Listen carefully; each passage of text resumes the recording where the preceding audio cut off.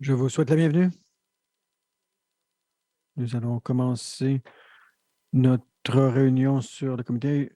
Je suis Alfred Ramartinas, le député de Tabacha. Aujourd'hui, nous avons, euh,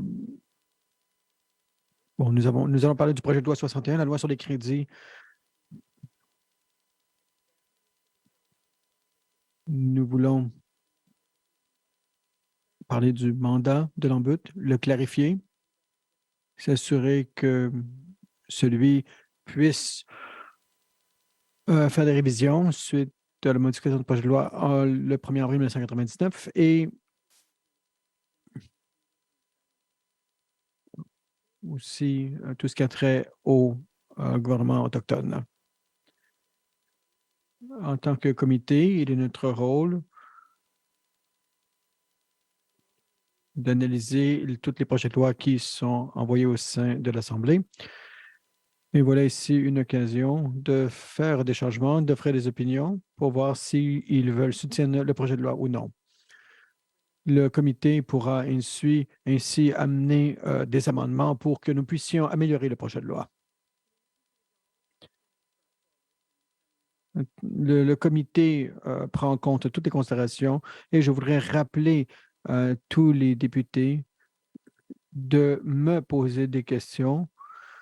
Ainsi, nous pourrons garder cette réunion bien organisée et vous devez être reconnu par la présidence avant de prendre la parole. Maintenant, je vais laisser les députés pour se présenter et maintenant, nous allons débuter avec les participants en ligne. Madame le Président, je suis Monsieur O'Reilly, Rocky Simpson en ligne. Merci, Madame la Présidente. Je m'appelle Clay McLeaven de Cam Lake, le député de Newman-Toon Lakes.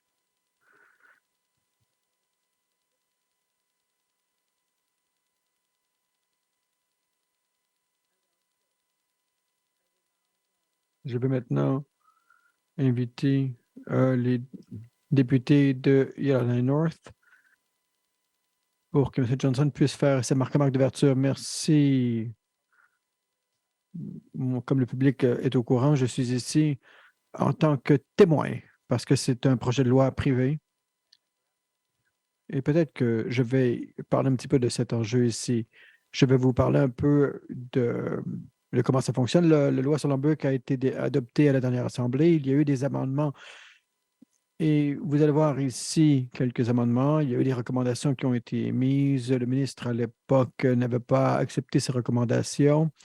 Et ensuite, lors euh, du premier rapport de l'Ombud, alors on a vu qu'il y avait encore des recommandations à mettre de l'avant.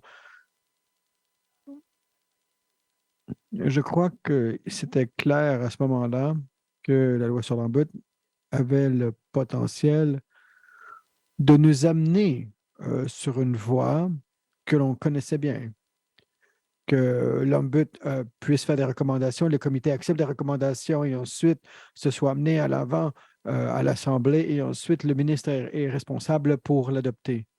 Mais ce n'est jamais vraiment une priorité et ça peut être pour un nombre de raisons. Il peut aussi avoir une relation avec le bureau statuaire. Mais je crois que l'on peut dire ce, ce que l'on souhaite, c'est qu'on puisse avoir une mise à jour et que tout cela puisse être des projets de loi vivants. Nous l'avons vu, par exemple, un bel exemple lorsque nous avons dû faire des changements au commissaire de la vie privée. Il y a des premiers changements qui avaient été faits après 20 ans. Donc, oui, il y a des changements à faire. Ils peuvent être parfois vus comme étant petits. Et nous voulons nous assurer que les recommandations puissent être adoptées par l'Assemblée. Donc, tous les changements que j'apporte ici à l'avant ont été faits initialement par l'Ombud. Ils ont été adoptés en comité et ils ont été adoptés par l'Assemblée législative. Donc, je n'amène pas ici des changements qui sont simplement de mon désir politique. Je crois que La présidence peut très bien comprendre l'aspect technique de celui-ci. Bon, initialement, lorsque le projet de loi sur l'Ambic a été adopté, euh, c'était un peu imbriqué dans l'horaire de la projet de loi sur la finance et je crois que nous avons un peu oublié certains aspects, tels par exemple tout ce qui a trait au logement. Il y a eu cette distinction ici un peu bizarre au sein du ministère du Logement où, par exemple, il y a des espèces de sociétés qui sont à but non lucratif, mais actuellement, l'Ombud ne peut. euh, bon, il y a un nombre de communautés. Par exemple, si vous avez quelques plaintes, que ce soit, dont initialement la loi sur l'ombudsman a laissé de côté un nombre de sous-contractants au sein du gouvernement. Ça retirait aussi l'examen de la Commission sur les droits de l'homme. Par exemple, bon, nous savons, et ces pouvoirs sont disponibles ailleurs au pays. Par exemple, au Québec, on connaît bien très bien la législation là-bas. Je voulais aussi mettre l'emphase que l'Ombudsman n'a aucun pouvoir lorsqu'ils font des révisions.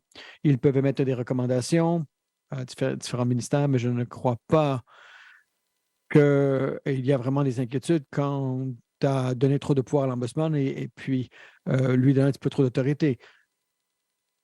Ceux-ci ont quand même beaucoup de travail à faire et ce projet de loi, nous devons être capables d'aller revoir par exemple, le projet de loi, parce que celui-ci, l'ancien projet de loi date quand même du 1er avril 1999. Et il y a un nombre de dossiers qui avaient débuté il y a bien des années, qui ont été ramenés au présent. Et, et tout cela rend la révision un peu plus difficile. Je crois que quand cela a été présenté au gouvernement, bon, c'était vraiment un argument qui laissait la voie ouverte un peu tout. Bien sûr, l'Ombudsman peut vraiment être capable de contrôler son charge de travail. Bien sûr, s'il y a, par exemple, une plainte qui date de 1999, nous savons qu'elle n'a pas été résolue depuis un bon bout de temps. Mais tout de même, je crois qu'ils sont tout de même capables de bien faire leur travail. Je ne pense pas que j'ai vraiment quelque chose à ajouter à ce moment-ci. Je sais que le comité a passé un grand nombre d'heures sur ce projet de loi. Il y a eu des recommandations qui ont été faites, il y a eu des débats qui sont tenus, et il y a eu une adoption en chambre. Et j'ai aussi eu une rencontre avec le ministre pour voir si le ministre était disponible pour faire ces changements à la lumière des recommandations de cette Assemblée. Merci, Madame la Présidente. Merci, M. Johnson. Y a-t-il des questions pour les membres du comité? Caitlin? Caitlin, allez-y, vous avez la parole. Merci, Madame la Présidente. Madame la Présidente, je me demande, bon, si, bon, le député Johnson avait vraiment des inquiétudes qui ont été soulevées par le public, par les officiers, incluant l'Ombudsman lui-même, avec certains éléments de ce projet de loi. Merci. Monsieur Johnson? Merci, Madame la Présidente. Bon, je sais que le comité a eu une discussion avec le ministre. Il y a eu des recommandations. J'ai eu une discussion avec le ministre et je crois que nous devons laisser la ministre s'exprimer. Si jamais il y a des oppositions, alors le ministre n'est pas tout à fait opposé, du moins à ce que je sache. Bien, nous avons aussi des discussions similaires avec l'Ombudsman. Ils sont ici aujourd'hui et il serait bon pour eux de s'exprimer à cet effet. Je ne pense pas que j'ai eu des conversations avec les intervenants, euh, outre ceux que j'ai mentionnés auparavant. Merci, Madame la Présidente.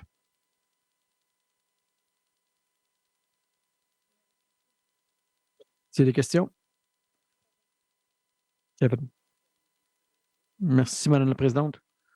C'est pas vraiment une question. Je voulais tout simplement intervenir. Merci de me laisser de l'avant. C'est un projet de loi privé. Je ne pense pas qu'on en voit assez. Les projets de loi privés au sein de l'Assemblée législative sont tout à fait rares. Et je remercie les députés de soulever cet enjeu. On en a parlé lors de la 18e Assemblée législative. Il y a eu le projet de loi à l'origine et l'Ombudsman a préparé son travail. Il y a eu un rapport. Il y a eu des recommandations qui ont été émises. Celles-ci ont été reflétées dans les discussions que nous avons eues quant au projet de l'original. Il y a eu la réponse ainsi que la réponse du gouvernement. Nous sommes allés de l'avant. Il y a eu un comité, il y a eu un rapport. Il y a eu des recommandations qui ont été émises. Nous allons les voir et la prochaine fois que nous allons rouvrir le projet de loi, bon, ça pourrait peut-être être dans 20 ans, si je me base un peu sur mon expérience ici. Ça fait longtemps que je suis ici. Et ultimement, je crois que ce seront des changements qui seront pertinents, qui nous aideront à améliorer euh, les fonctions de l'Ombudsman pour que l'Ombudsman puisse faire son travail. Donc, je soutiens les recommandations du député et je remercie le député d'amener cela. Je suis tout de même curieux. Nous n'avons pas entendu toutefois les ministres s'exprimer à ce sujet. Je ne sais pas si on a vraiment quelque chose ici aujourd'hui, mais le, le leader du gouvernement au sein de l'enceinte, bon, je ne sais pas vraiment ce qu'il tente de faire, quelles sont leurs intentions, mais je crois que les députés doivent tous travailler ensemble pour s'assurer que le projet de loi soit adopté. Merci, Kevin. Y a-t-il d'autres questions de la part du comité? Monsieur Simpson? Merci, Madame la Présidente.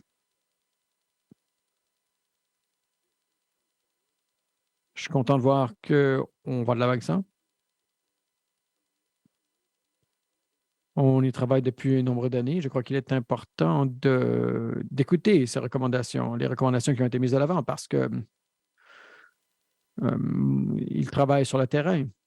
Ils savent qu'est-ce qui se passe. Ils savent ce dont ils ont besoin pour être capables de faire leur travail. Les Ténois ont besoin de quelque chose qui soit juste. Ils veulent que l'on fasse notre travail correctement. Et ces ressources vont permettre à l'Ombudsman de faire son travail. Une question que j'ai toutefois. Il semble qu'il y aura plus de travail devant nous. Bon, avez-vous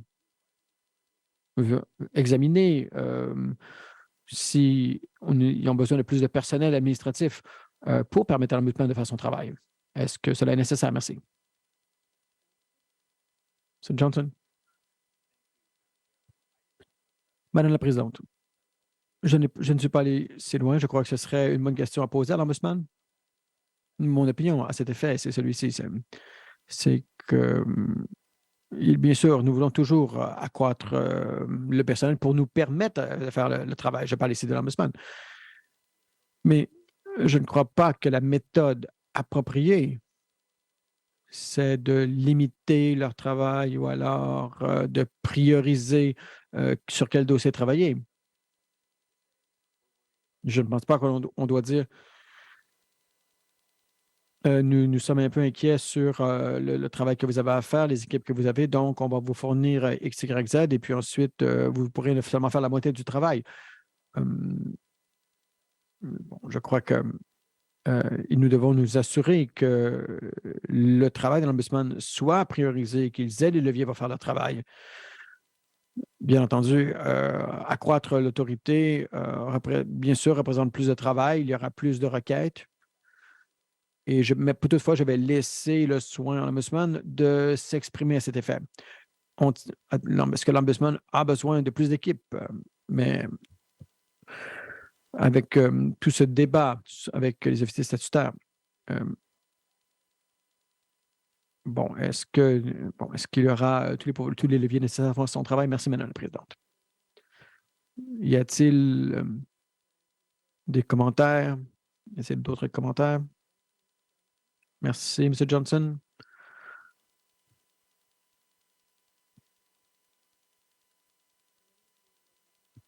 Comité, maintenant, nous allons entendre un témoin qui voudra s'exprimer sur le projet de loi 61, projet de loi pour modifiant sur l'Ombudsman. J'aimerais maintenant inviter le premier témoin à la table. Merci.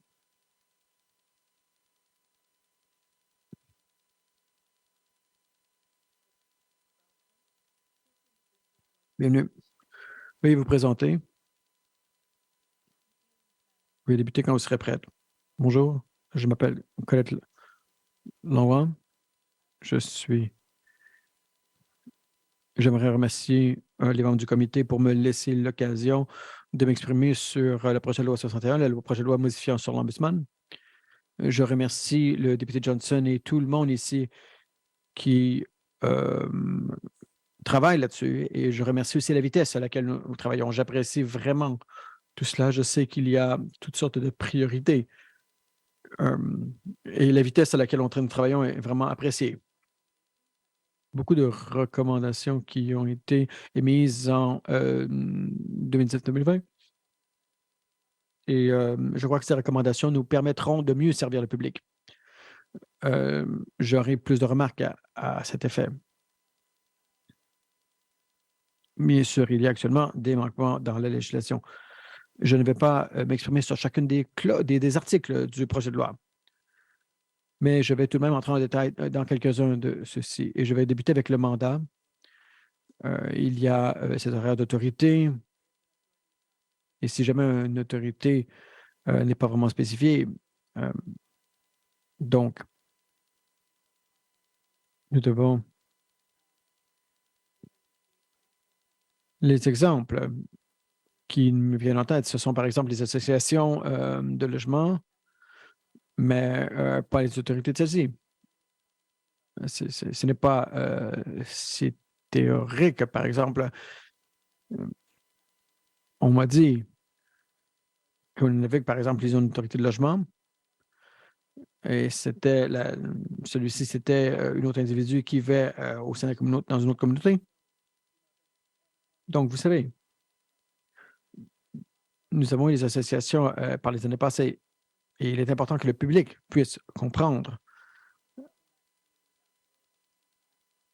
Nous pouvons, nous pouvons aussi parler de ce qui se passe dans les ministères, par exemple de la santé.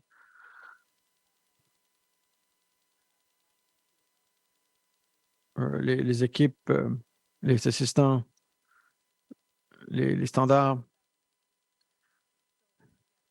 Donc, une fois de plus, c'est pas qu'on a beaucoup de requêtes.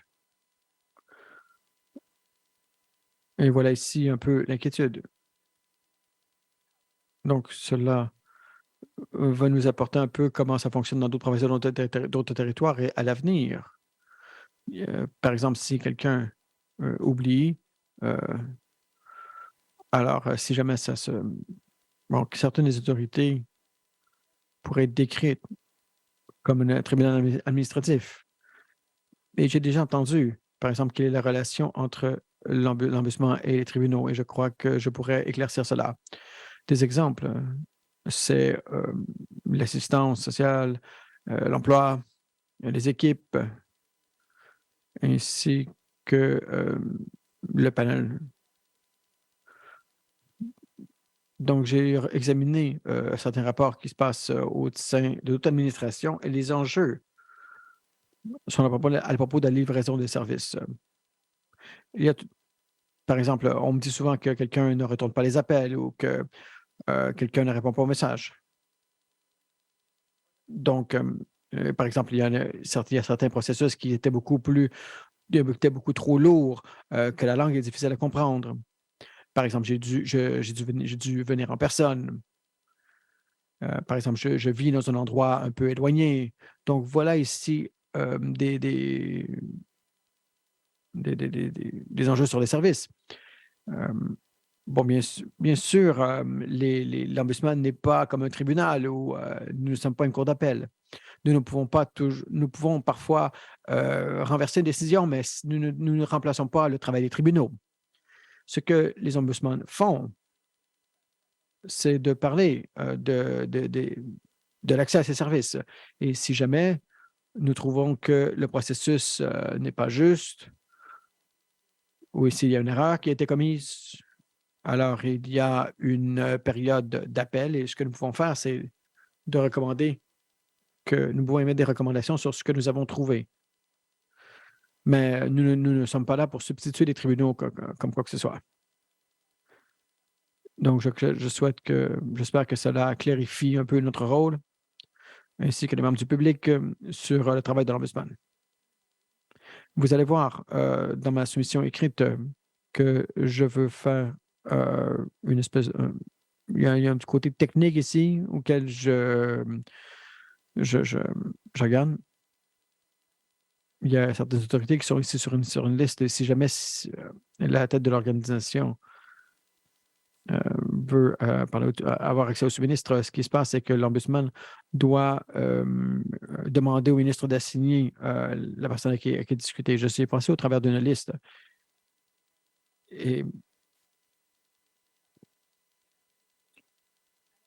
donc, et vous savez, c'est quand même parfois une question étrange à se poser, mais ça prend quelques mois, dans certains cas, pour obtenir des réponses. Et ça m'est arrivé dans quelques-unes des instances. Donc, il est utile d'identifier les problèmes avant qu'ils arrivent. Par exemple, et nous devons être capables de faire avancer les enquêtes beaucoup plus rapidement. Il y a toutes sortes de procédures qui existent. Si, par exemple, on veut avoir accès à un endroit et il s'est opéré par une organisation, nous devons être capables de notifier les administrateurs. Et je crois que cela est très important. Donc, dans mon allocution écrite, j'ai fait des recommandations. Et lorsque nous entendons, par exemple, il y a une formulation similaire qui est utilisée sur les lois de l'Ombudsman au Saskatchewan et à l'île du Prince-Édouard. Mais je crois que ce n'est pas leur façon de faire n'est pas nécessairement la façon ultime de faire, sauf que ça peut être une façon de le faire. Si le projet de loi avait à obtenir une troisième lecture et il n'y avait aucun changement, je devrais m'assurer tout de même qu'il y a certains changements pour que je puisse, parce que je sais que sinon je vais recevoir des appels de toutes sortes d'associations.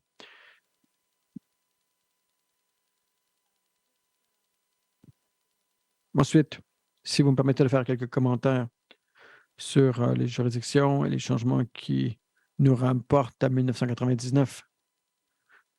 Et j'ai entendu l'argument que ce projet de loi pourrait ouvrir la porte à un nombre de requêtes peut-être qui pourraient être justifiées. Je ne crois pas que ça pourrait arriver. Après quelques années, il est très difficile d'obtenir des preuves. Il y a des gens qui ont pris leur retraite qui ne sont plus là. Donc, même parfois, vous savez, nous recevons un appel, quelqu'un dit, bon, nous avons rencontré un fonctionnaire et ceci et cela est arrivé. Peut-être que personne ne s'en souvient. Il n'y a pas vraiment de traces écrites pour quelque chose, par exemple, qui s'est passé il y a 20 ans. Peut-être qu'il y a aussi des registres qui sont détruits. Il y a aussi un côté discrétionnaire dans le projet de loi. Donc, je ne pense, je pense que ça pourrait seulement quelques cas, mais il y a eu quelques exceptions dans les cas. Si, par exemple, nous avions eu l'autorité de le faire. Alors, ce que nous avons fait au lieu de cela, c'est de faire une enquête en plein milieu d'une histoire, à un moment arbitraire. Et bon, et cette requête a été faite à un autre moment donné, quand bon, tous ces documents et ces rapports sont maintenant publics. Et, et dans tous ces cas, cela nous aide à aller voir quels étaient les enjeux de ce moment-là.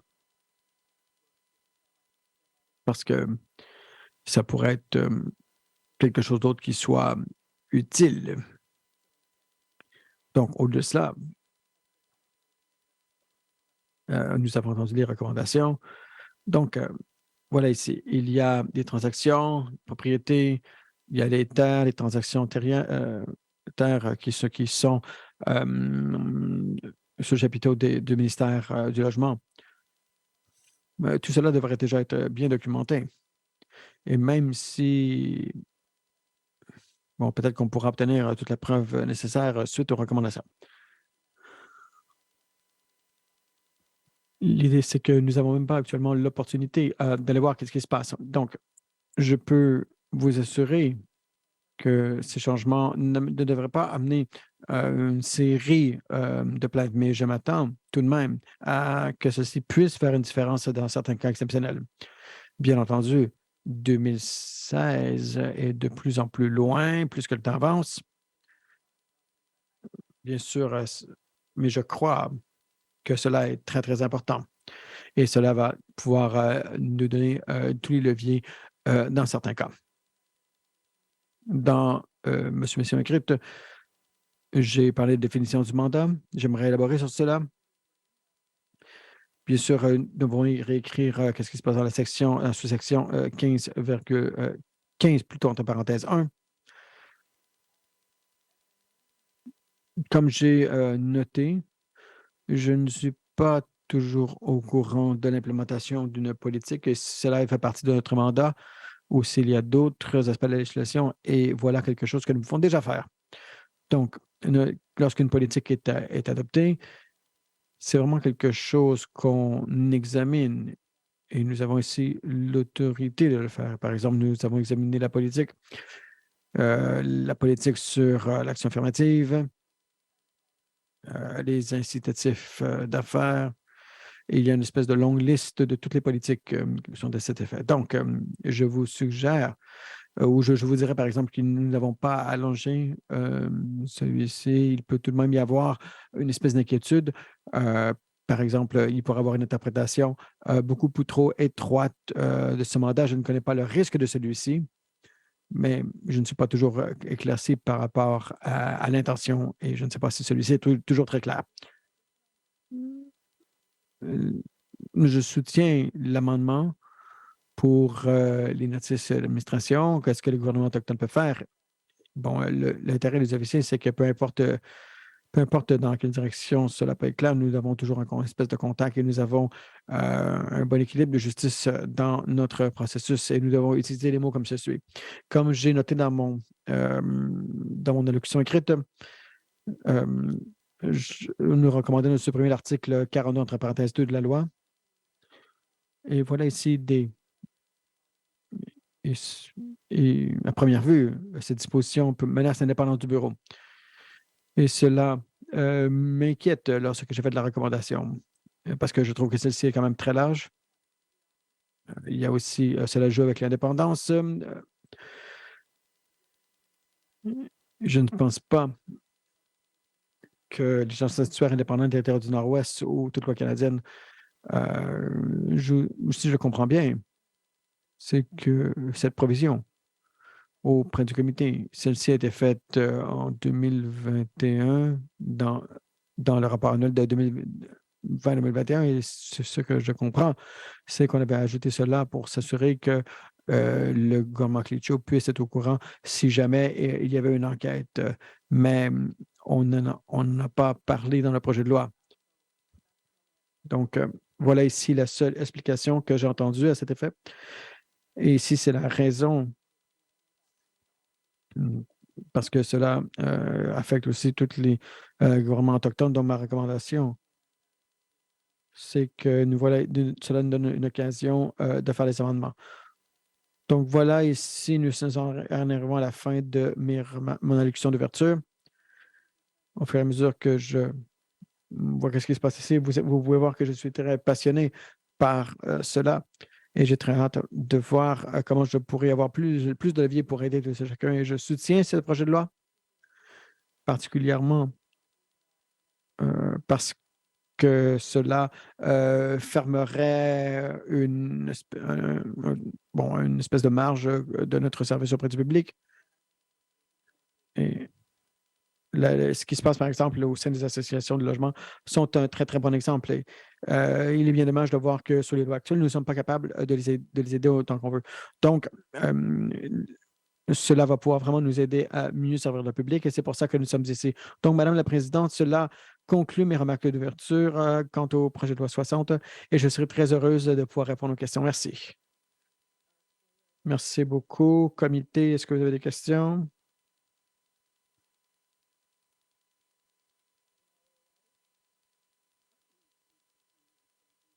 Merci, Madame la Présidente. Bon, je regarde la lettre de votre présentation. Je voudrais,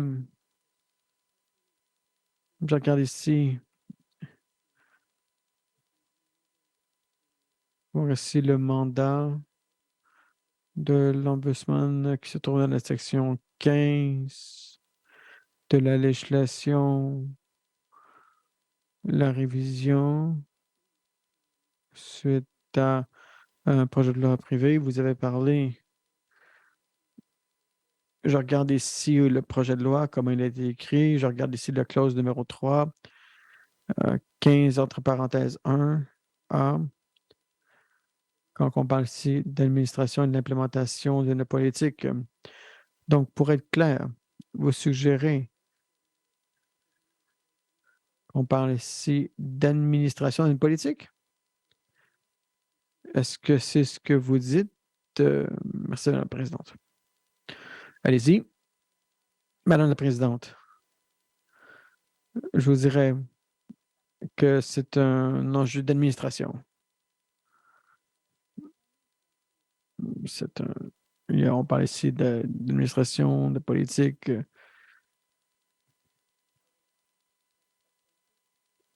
Y a-t-il quelque chose de plus? Merci, Madame la Présidente. Voilà, cela est clair pour moi. Bon, moi, ça va. Mais vous pouvez peut-être me blâmer pour cela parce que j'étais celui qui, à ce moment-là, vous savez, voilà ce qu'on tentait de proposer comme amendement à la 18e Assemblée. Et nous avons tenté de négocier, de convaincre le Conseil du ministre que nous devions faire cela. Nous devons être capables de définir quel est le mandat et nous devions le faire dans une façon qui soit acceptable au lieu d'avoir une espèce de langage qui soit un petit peu plus vague. Je suis, bon, je suis d'accord avec ce qui a été suggéré plutôt ici par l'Ombudsman. Merci, Madame la Présidente. So, Riley. Merci, Madame la Présidente. Peut-être, si ça aide, je vous pointerai à la section 33 de la loi parce que, vous savez, nous devons faire preuve de justesse et on ne parle jamais de justesse nulle part. La section 33, bon, on parle ici, voilà ici, après suite, par exemple, à une enquête. Donc, l'une des trouvailles que nous avons ici, ou quel est le sujet de l'enquête? Je lis ici 33, paragraphe 1. On parle ici de pratique et ce qui...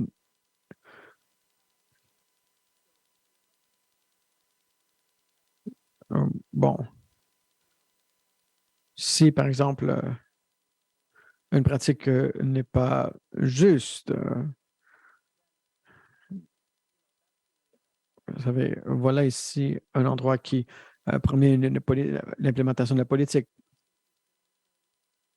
Parce qu'il y a une espèce de discrimination aussi. Alors, celle-ci ne suit pas. Alors, tout est couvert dans la section 33, mais peut-être que je ne dis pas tous les mots, c'est un peu jargon, mais voilà où est-ce qu'on se trouve actuellement. Il y a la section 15.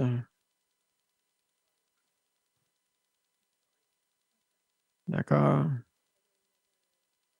Y a-t-il des questions de la part du comité?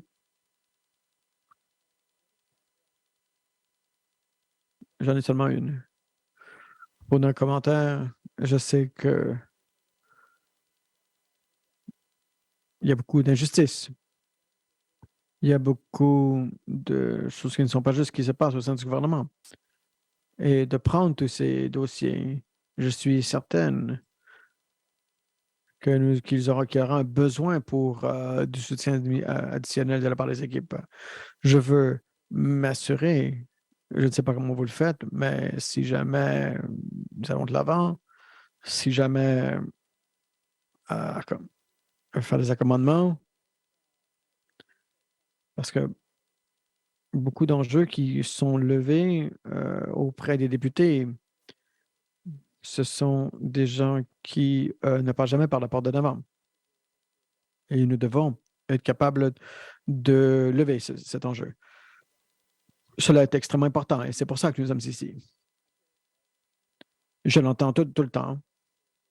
Je soutiens les changements que l'on apporte à ce projet de loi. Sur ce, y a-t-il des commentaires? Y a-t-il d'autres témoins qui veulent venir de l'avant, qui soient ici présents ou en ligne? D'accord. Donc, merci beaucoup d'être parmi nous. Absolument. Merci, Madame la Présidente. Merci pour de lever cet enjeu, Madame la Présidente. Et je crois que c'est vraiment une question que j'aimerais. Bon, vous savez, on fait beaucoup de choses ces jours-ci. Désolé, je suis un peu confus. Moi, je crois que la présidente a levé un enjeu important. L'une des inquiétudes que nous avons entendues lors de la dernière assemblée, bon, c'est l'espèce d'enjeu, si on avait, par exemple, l'espèce d'ouvrir l'évier pour que toutes sortes de demandes soient amenées. Bon, peut-être que cela ajouterait une espèce de charge de travail. Et voilà, quelle était l'inquiétude. Par exemple, si nous avons un mandat d'aller voir si le tout est bien fait dans les associations de logement. Donc, actuellement, sachant que ces changements, je sais que je vous